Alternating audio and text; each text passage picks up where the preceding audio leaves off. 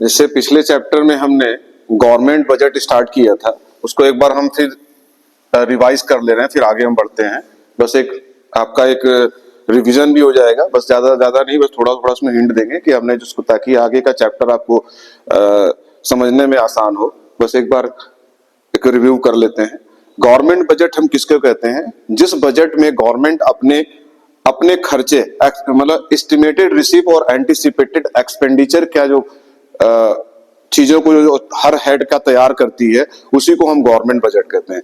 It is a statement showing item wise estimated receives and anticipated expenditure under various heads during a physical year. Physical year हमारा क्या होता है? 1 अप्रैल to 31 मार्च को हम physical year कहते हैं।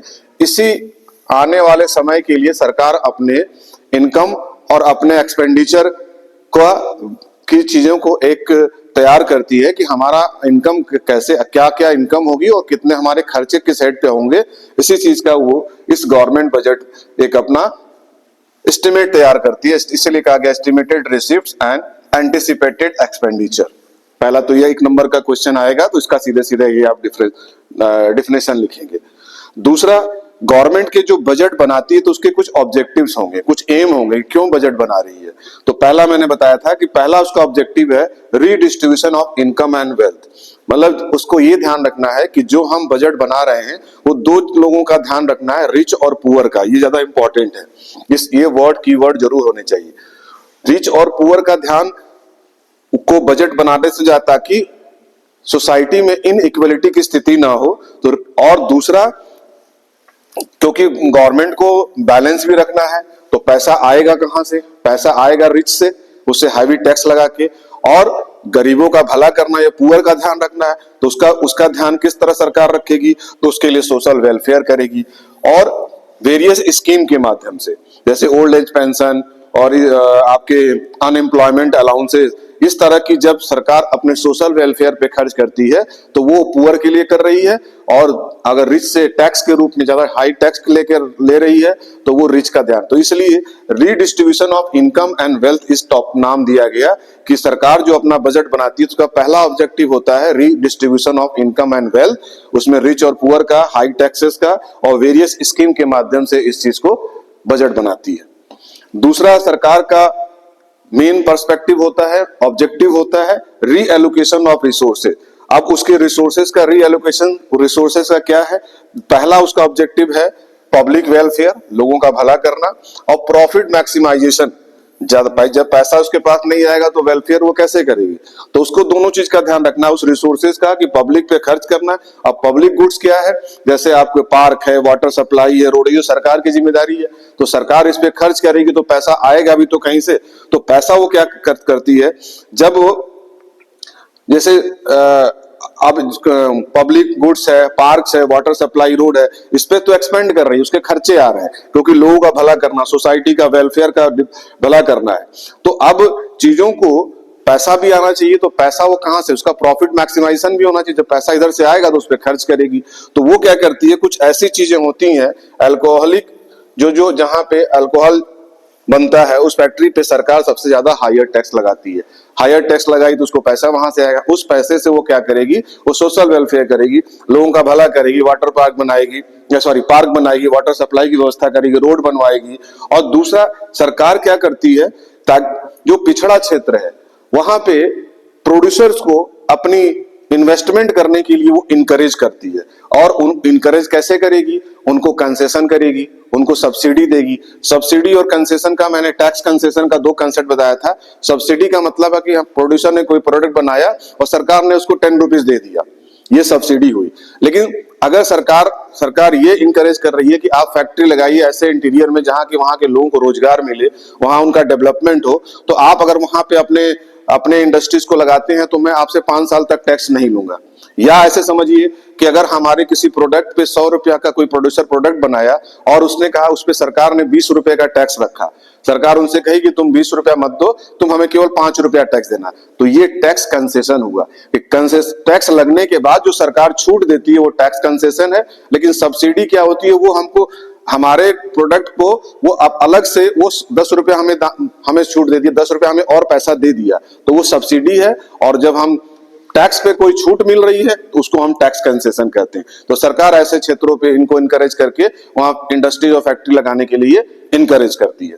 तो दूसरा उसका पर्सपेक्टिव ऑब्जेक्टिव क्या है, पब्लिक वेलफेयर, मतलब पब्लिक वेलफेयर और प्रॉफिट मैक्सिमाइजेशन तो इसके अंदर की बात है, लेकिन इसको नाम दिया गया रीअलोकेशन ऑफ रिसोर्सेज।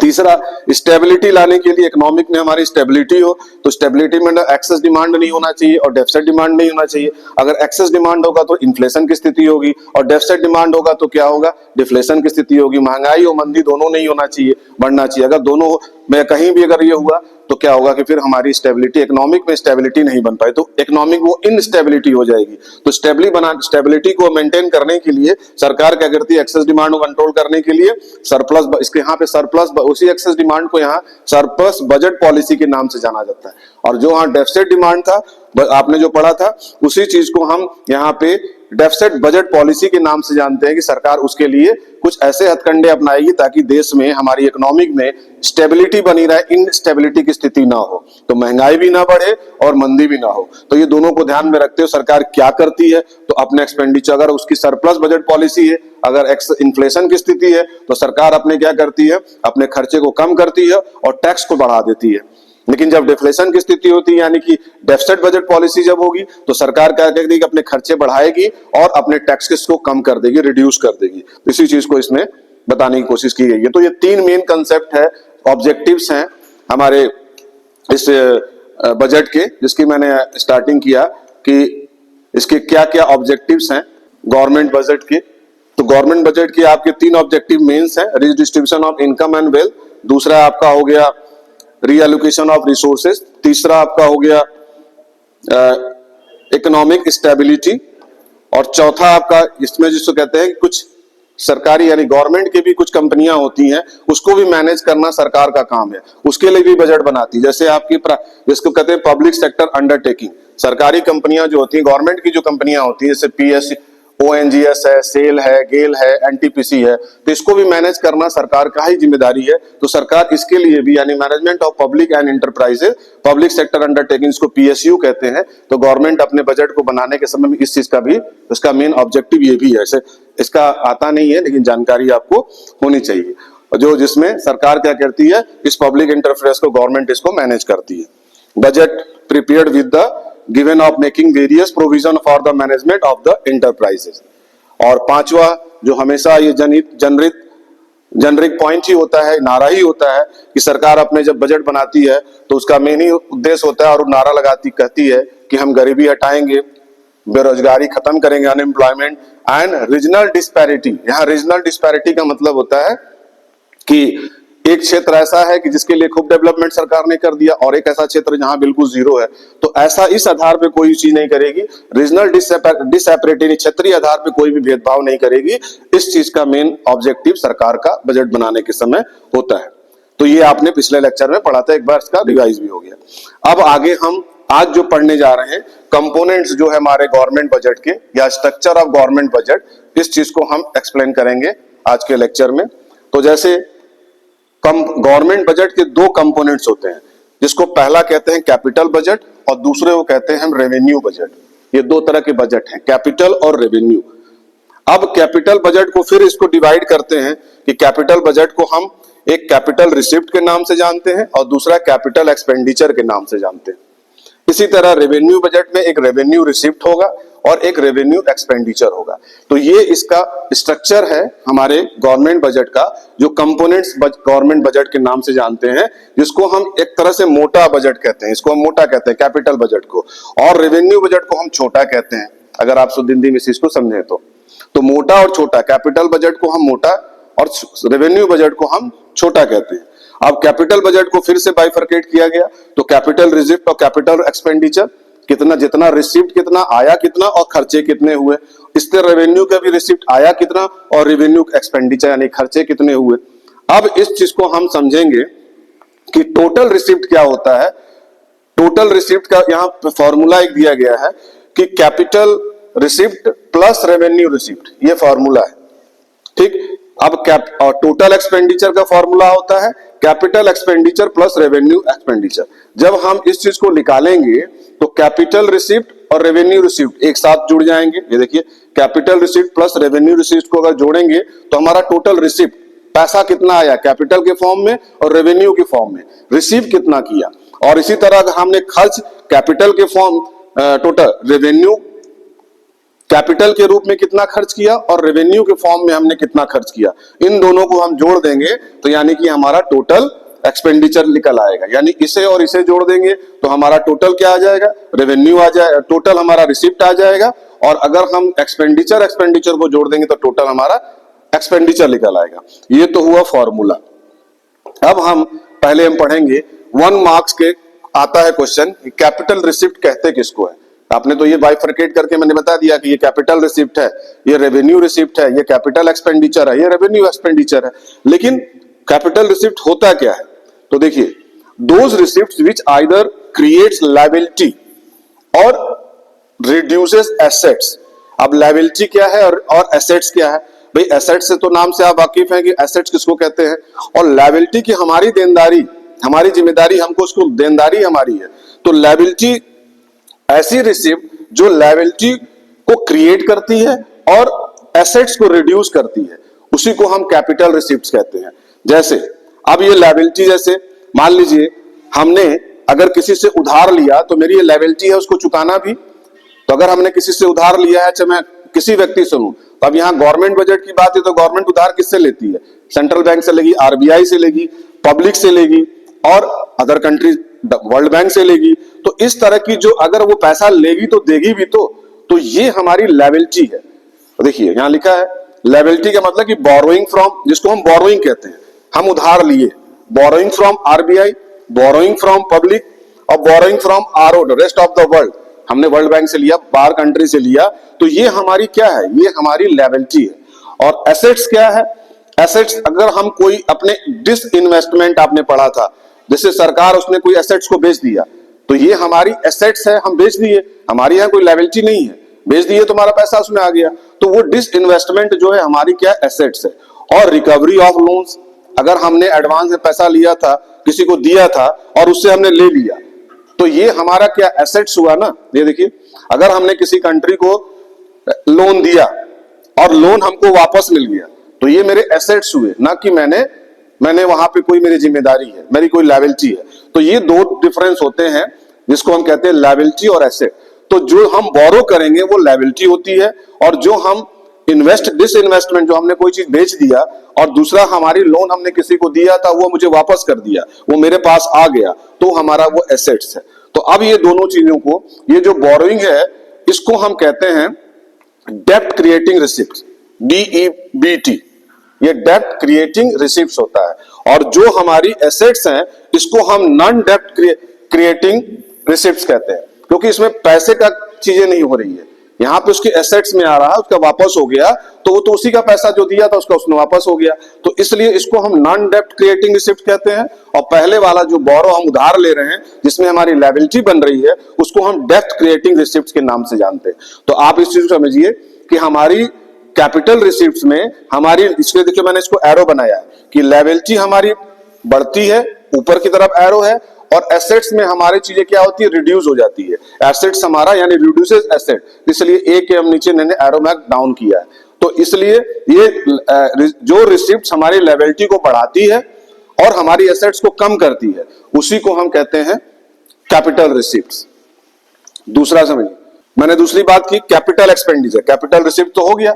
अब कैपिटल एक्सपेंडिचर हमारा क्या है, जहां पे those expenditure which either create assets और रिड्यूस लायबिलिटी, वो ऐसा एक्सपेंडिचर जो हमारी लायबिलिटी को क्या कर रही है, विच आइदर क्रिएट एसेट्स को, हमारे यहाँ उल्टा हो गया, वहां पे क्या था, वहां पे लायबिलिटी को क्रिएट कर रही थी कैपिटल रिसिप्ट्स में और रिड्यूस एसेट्स को कर रही थी। यहाँ पे क्रिएट एसेट्स को कर रही है और रिड्यूस कर रही है लायबिलिटी को। ये दोनों में डिफरेंस है, ठीक ऑपोजिट है। पहले वाले में लायबिलिटी को क्रिएट कर रही थी, create liability and reduce assets, but in capital expenditure create assets reduce liability. जैसे अब क्रिएट कैसे गवर्नमेंट करती है अपनी लायबिलिटी को, तो कंस्ट्रक्शन, अब सरकार अगर रोड बना रही है तो क्या कर रही है, वो अपनी लायबिलिटी, अपनी जिम्मेदारी निभा रही है, वो क्रिएट कर रही है। कोई चीज बाहर से इक्विपमेंट खरीद के आया अदर कंट्री से, तो ये सरकार अपनी जिम्मेदारी को निभा रही है, वो क्रिएट कर रही है, उस एसेट्स को क्रिएट कर रही है, इसीलिए इसको वर्ड दिया गया है टू क्रिएट एसेट्स। और जो reduce liability repayment of loan, जैसे मान लीजिए इसने लोन लिया था, अब लोन इसने वापस कर दिया, यानी कि किसी कंट्री से भारत ने लोन लिया और ये रिपेमेंट ऑफ लोन, यानी इसने लोन लेने के बाद इनको वापस कर दिया, तो ये क्या किया, अपनी एसेट्स को रिड्यूस किया, लायबिलिटी को रिड्यूस, उसकी जिम्मेदारी थी कि पैसा जिसने भारत देश ने दूसरे कंट्री से लिया था उसको वापस कर दिया, तो उसकी लायबिलिटी खत्म हो गई। तो इसीलिए इसको कहा गया कि कैपिटल एक्सपेंडिचर में हमारे एसेट्स को इंक्रीज होता है, यानी क्रिएट होता है, जो सरकार अपनी जिम्मेदारी निभाती है, और जो सरकार पैसा किसी से लिया और उसको वापस कर दिया तो वो अपने लायबिलिटी को कम किया। तो देखिए इसीलिए इसको कहा गया है, यहाँ पे एसेट्स को हमने ऊपर यानी कि अपर की तरफ हमने मार्क किया है और हमने लायबिलिटी को हमने नीचे की तरफ मार्क किया है, यानी कि अपनी लायबिलिटी हमारी कम हो गई और यहाँ हमारा एसेट्स जो है क्रिएट किया, सरकार ने अपनी जिम्मेदारी निभाई, रोड बनवाया, बाहर से सामान खरीद के आया ताकि देश में जो भी डेवलपमेंट हो सके क्रिएट कर सकते हो, इसलिए इसको हम कैपिटल एक्सपेंडिचर कहते हैं। और जो हम कह रहे हैं यहाँ पे कि रिड्यूस किया, उसको रीपेमेंट ऑफ लोन के नाम से जानते हैं, जिससे कि लोन का पैसा उसने वापस कर दिया, जिससे उसकी जिम्मेदारी अब रिड्यूस हो गई, कम हो गई। तो ये दोनों डिफरेंस आपको समझ में आ गया, कैपिटल रिसीप्ट्स और कैपिटल एक्सपेंडिचर पे। इसी तरह दूसरा मैंने हेड उसमें मार्क किया था, अब जैसे मैंने कैपिटल रिसीप्ट्स पढ़ा और कैपिटल एक्सपेंडिचर बताया, उसी तरह अब रेवेन्यू रिसीप्ट, रेवेन्यू हमारा आया कितना, वो तो कैपिटल के फॉर्म में हुआ, अब रेवेन्यू के रूप में, तो रेवेन्यू रिसीप्ट्स हमारा क्या है, तो those receipt which neither create liability nor reduce asset. ये देखिए मैंने इसलिए लायबिलिटी के एरो बना के और ए को एरो बना के दोनों को काट दिया है, यानी कि ना यहाँ पे कोई क्रिएट हो रही है लायबिलिटी और ना ही कोई हमारी एसेट्स कोई रिड्यूस हो रहा। तो हो क्या रहा, अब रेवेन्यू है क्या, तो रेवेन्यू पहला चीज तो जिसको हम टाइप्स बताएंगे कि रेवेन्यू हमारे कितने तरह के होते हैं, तो हमारा यहाँ पे टैक्स रेवेन्यू पहला नाम आता है। रेवेन्यू के अंतर्गत मतलब जिसमें हम टैक्स लेते हैं, टैक्स से पैसा सरकार के पास आता है, तो tax is a compulsory contribution for people to the government. Tax क्या होता है, जो सरकार जो है आम पब्लिक से पैसे के रूप में लेती है, तो वो टैक्स है। अब टैक्स भी दो तरह के टैक्स होते हैं, एक होता है डायरेक्ट टैक्स और एक होता है इनडायरेक्ट टैक्स, या जिसको नॉन टैक्स कहते हैं। तो डायरेक्ट टैक्स पर जब पहले हम बात करेंगे, liability to pay and burden of tax fall on the same person. Liability tax में क्या होता है कि जैसे जिसकी इनकम है उसी के अकॉर्डिंग उसको टैक्स, जैसे अगर हमारी इनकम 0 रुपीज है, अगर हमारी इनकम 100 रुपया है तो 100 रुपए के अकॉर्डिंग हम टैक्स देंगे। अगर हमारी इनकम 1000 रुपीज है तो हम 1000 के अकॉर्डिंग हमारी, तो ये सेम पर्सन पे ये लायबिलिटी बनती है कि जैसा जिसकी इनकम है उसी हिसाब से वो टैक्स को पे करेगा। ये देखिए जैसे मान लीजिए डायरेक्ट टैक्स में, तो डायरेक्ट टैक्स में अभी एक वर्ड हम पढ़ेंगे प्रोग्रेसिव। प्रोग्रेसिव में ये लिखा है कि हमारी इनकम के अकॉर्डिंग हमारी टैक्स बढ़ती है। हमारी 100 रुपया इनकम अगर है तो कोई टैक्स नहीं देना है, सरकार उस तरह से करती है। अगर मेरे 10,000 रुपया इनकम है तो हमें 10 रुपया टैक्स देना है। अगर हमारी 1 लाख रुपया अगर इनकम है तो हमको इतना टैक्स देना है। तो ये टैक्स हमारी इनकम के ऊपर डिपेंड करती है कि जैसे जैसे हमारा इनकम होगा वैसे वैसे हमारी रेट हमें इंटरेस्ट देते जाएंगे, उसी के स्थान हमारा टैक्स लगेगा। तो इस टैक्स को हम कहते हैं प्रोग्रेसिव रेट ऑफ टैक्स, जो है indirect tax on producer and services. Liability of to pay and burden of tax fall on the same person. दोनों चीजें उस व्यक्ति पे ही पड़ेगा, उसकी लायबिलिटी है, उसका बर्डन भी है। डायरेक्ट टैक्स जो होता है वो प्रोग्रेसिव होता है, मैंने कहा इन रेट ऑफ टैक्स इंक्रीज, जैसे जैसे हमारी इनकम बढ़ेगी वैसे वैसे हम टैक्स, ऐसे टैक्स को हम प्रोग्रेसिव टैक्स कहते हैं। डायरेक्ट टैक्स के अंतर्गत जो हमारी इनकम पे डिपेंड करता है कि अगर हमारी 100 रुपया इनकम है तो हमारा उस पर कोई टैक्स नहीं देना है। लेकिन हमारा अगर 1000 रुपया टैक्स हुआ, इनकम हुई, तो उसमें हमें 10 रुपया टैक्स देना है। फिर हमारा अगर 1 लाख हुआ तो हमको 1000 देना है। तो हमारा डिपेंड टोटली करता है टैक्स डायरेक्ट में, जैसे जैसे इनकम बढ़ेगी वैसे वैसे हमारे टैक्स का रेट भी बढ़ता जाएगा। जैसे एग्जांपल में क्या डायरेक्ट टैक्स में आता है, इनकम टैक्स और कॉर्पोरेट टैक्स। सभी की एक तरह के टैक्स नहीं लगते हैं ना। अगर इसमें 2 एग्जाम्पल हैं कि अगर जिसकी जैसे इनकम है तो हमारी इनकम के अकॉर्डिंग हमारी टैक्स गवर्नमेंट को हम पे करते हैं, तो उसको हम इनकम टैक्स कहेंगे और कॉर्पोरेट टैक्स कहते हैं। इनडायरेक्ट टैक्स में क्या होता है, ये 1 नंबर में पूछता है कि जैसे मैंने कहा कि वो सेम इसी व्यक्ति पे पड़ेगा, same person and same burden, but liability to pay and burden tax fall on 2 different person. यहां 2 अलग अलग लोगों को पड़ेगा। जैसे आप इसको समझिए कि जैसे मैंने कहा कि अगर नमक का दाम अगर, नमक पे 1 रुपया का टैक्स अगर बढ़ा, इसको ऐसे समझिए, ये इनडायरेक्ट टैक्स में, इनडायरेक्ट टैक्स जिसको हम कहते हैं यहां पे जो प्रोड्यूसर और उसमें, जैसे मान ली सॉल्ट पे सरकार ने 10 रुपए का सॉल्ट आता है और 1 रुपया उस पर सरकार ने टैक्स लगाया, तो अब वो जो गरीब आदमी है वो कितने रुपया उसको पे करेगा, यानी उसकी एमआरपी 11 रुपया हुआ। और वही चीज अगर कोई करोड़पति रिच आदमी, मुकेश अंबानी टाइप के लोग जो हैं, अगर वो सॉल्ट को खरीद रहे हैं तो वो भी 1 रुपया ही टैक्स पे करेंगे, यानी कि वो भी 10 रुपया यानी 11 रुपए का नमक वो भी कर देंगे। लेकिन यहाँ बर्डन दोनों पे अलग अलग पड़ेगा, वहां तो सेम उसी पड़ेगा, जैसे इसकी इनकम है उस हिसाब से उनका बर्डन है सेम पर्सन पे। लेकिन यहाँ पे टैक्स के बढ़ने से 1 रुपया अगर टैक्स उस गरीब आदमी का, या जिसकी इनकम 100 रुपया है, उसका अगर 1 रुपया बढ़ा तो उसको दिक्कत होगी। लेकिन अमीर आबाद धीरू अंबानी को अगर 11 रुपए का सॉल्ट उनको भी मिल रहा है तो उनके सेहत पे कोई फर्क पड़ना है? कोई सेहत पे फर्क नहीं पड़ना है, क्योंकि यहाँ पे डिफरेंट है, दोनों लोगों को अलग अलग फर्क पड़ रहा है। गरीब जो है जिसकी इनकम कम है उसको दिक्कत होगी कि टैक्स बढ़ गया, लेकिन अगर धीरू भाई हम, क्योंकि 11 रुपया वो भी पे कर रहे हैं, 11 रुपया ये भी पे कर रहे हैं। लेकिन प्रोग्रेसिव में क्या था कि हर व्यक्ति का अपना इनकम, जिसकी जैसे जैसे इनकम बढ़ेगी वैसे वैसे उसको टैक्स पे करना है। अगर वहां पे धीरू भाई अंबानी को अपने इनकम के अकॉर्डिंग टैक्स पे करना है, और एक 100 रुपया इनकम वाले को कुछ नहीं देना है, लेकिन 1000 तो जैसे जैसे इनकम उसकी बढ़ रही है उस हिसाब से उसको टैक्स बढ़ रहा है। लेकिन यहाँ पे तो दोनों को सेम ही देना पड़ रहा है। लेकिन पहले को कोई दिक्कत नहीं होगी, पहले को सबसे ज्यादा दिक्कत होगी, लेकिन दूसरे जो हैं, जो रिच पर्सन है उसके लिए कोई फर्क नहीं पड़ता, उसके लिए ना के बराबर कोई उसमें जो। तो इसी को इसने इस सेंटेंस को लिखा गया है कि दो लोगों को अलग अलग इस पे प्रभाव पड़ेगा, जिसको हम ये देखिए इसने कहा इसको रेग्रेसिव कहते हैं। उसको हम प्रोग्रेसिव करेंगे, जो हमारे इनकम के इंक्रीज होने पे टैक्स को पे करना पड़ता है डायरेक्ट में, और जो हमारे तो दोनों लोग, यानी कि regressive in nature, the rate of tax decreases with the increase in income. अब वहां पे यहाँ पे क्या हो गया, उसको भी 1 रुपया ही देना पड़ रहा है और उनको भी 1 रुपया ही देना है। तो दोनों में जब चीजें होंगी तो एक को फर्क पड़ेगा, एक को फर्क नहीं पड़ेगा। तो ऐसे हम टैक्स को हम रेग्रेसिव टैक्स कहते हैं। और एग्जाम्पल के रूप में जैसे entertainment tax, sales tax, good and service tax. अब चाहे कोई भी व्यक्ति हो, फिल्म देखने जा रहा है, एंटरटेनमेंट करने जा रहा है, तो ऐसा तो नहीं कि जो रिच है उसको भी उतना ही टैक्स पे करना पड़ा, जो गरीब है मूवी देखने गया तो उसको तो उतना ही पे कर, उसके लिए कोई छूट तो है नहीं कि उसकी इनकम कम है इसलिए उसको कम देना है, टैक्स तो उसको बराबर देना है।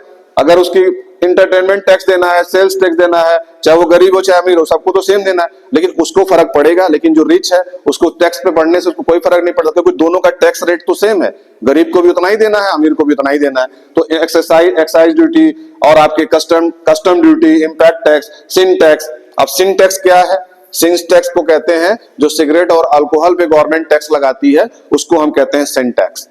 तो इस तरह का जो टैक्स जो सबको समान देना है, लेकिन बर्डन किस पे पड़ता है? ये बर्डन उस कम इनकम वाले को पड़ रहा है। दोनों अलग अलग है, लेकिन अधिक इनकम वालों को कोई फर्क नहीं पड़ रहा है। इसी को हम कहते हैं रेग्रेसिव इन नेचर।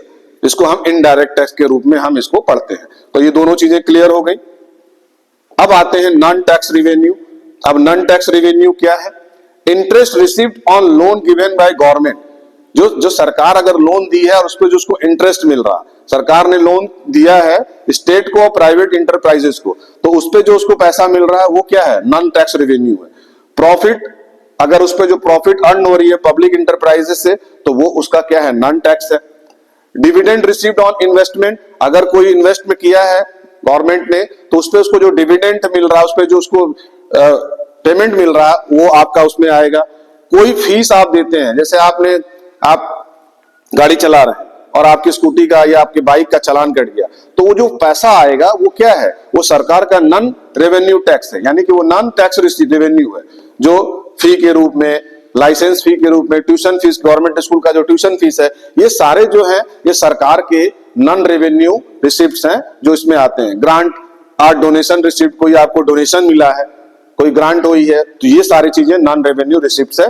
और एक एस्टेट नाम वर्ड आया है, इसमें होता है कि कोई व्यक्ति का जो कोई प्रॉपर्टी है और उस प्रॉपर्टी, उस व्यक्ति की डेथ हो गई, अब उसका कोई नहीं, ना बच्चे हैं, ना कोई रिश्तेदार हैं, कोई नहीं है, तो उस सारी प्रॉपर्टी को जो गवर्नमेंट ले लेती है उसको इस चीज कहते हैं। It is the income of the government in the form of property. ये इनकम किसकी हो जाती है? सरकार की हो जाती है। जिसको नॉन रिसिप्ट के रूप में हम जानते हैं, और property left out by the people without legal higher, अगर क्योंकि उसका कोई आगे दावेदार नहीं है तो वो सारी प्रॉपर्टी सरकार की हो जाती है, तो वो भी तो एक इनकम हुआ ना, तो उसको हम नॉन रिसिप्ट इनकम, मतलब हम नॉन पेमेंट रिसीव कर, नॉन टैक्स रेवेन्यू कहते हैं, ये जो सरकार के पास जाती है।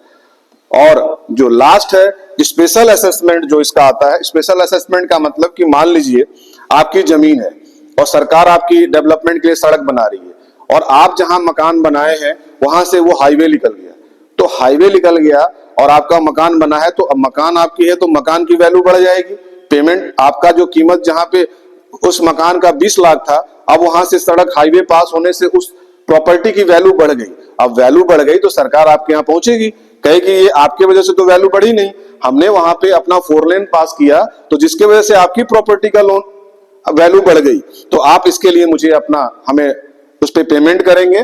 तो देखिए इसको लिखा है payment paid in cash in lump sum by property, उसका एक वैल्यू निकालेगी, owner for increase in property value as a result of development activity taken by the government, सरकार के द्वारा कोई ऐसी एक्टिविटी, कोई डेवलपमेंट किया जा रहा है और जिसके वजह से वैल्यू आपके एसेट्स का बढ़ जा रहा है, तो सरकार उस पे आपसे एक लमसम पेमेंट लेगी, तो वो भी एक नॉन रेवेन्यू रिसिप्ट्स है, जिसको हम नॉन टैक्स रेवेन्यू कहते हैं। तो ये जो 4-5 चीज मैंने बताया, ये सरकार के नॉन रेवेन्यू रिसिप्ट्स के अंतर्गत आता है। ठीक, ये तो हो गया revenue receipts, non revenue receipt और रेवेन्यू रिसिप्ट्स हो गया। अब रेवेन्यू एक्सपेंडिचर, जो छोटे खर्चे हैं, अब इसमें जैसे मैंने कहा कि वहां पे लेवलिटी नहीं बढ़ रही, एसेट्स का भी कोई फर्क नहीं पड़ रहा, तो यहां भी इसका भी अगर जब आप एक्सप्लेन करेंगे, और अगर 1 नंबर का कुछ क्वेश्चन पूछ दिया कि रेवेन्यू एक्सपेंडिचर क्या है, तो those expenditure which neither create assets nor reduce liability, ना वो एसेट्स को क्रिएट कर रहा और ना ही उसकी कोई लायबिलिटी को कोई रिड्यूस कर रहा, तो ऐसे को हम कहते हैं रेवेन्यू एक्सपेंडिचर। अब रेवेन्यू एक्सपेंडिचर है क्या, क्या क्या चीज इसमें, जो सरकार के छोटे खर्चे हैं, तो इंटरेस्ट, अगर सरकार ने किसी से उधार लिया है तो उस पर पेमेंट इंटरेस्ट करेगा, उसके अगर उधार लिए हैं तो उसका पेमेंट करेगा, तो ये हमारा खर्चे ही तो है सरकार के।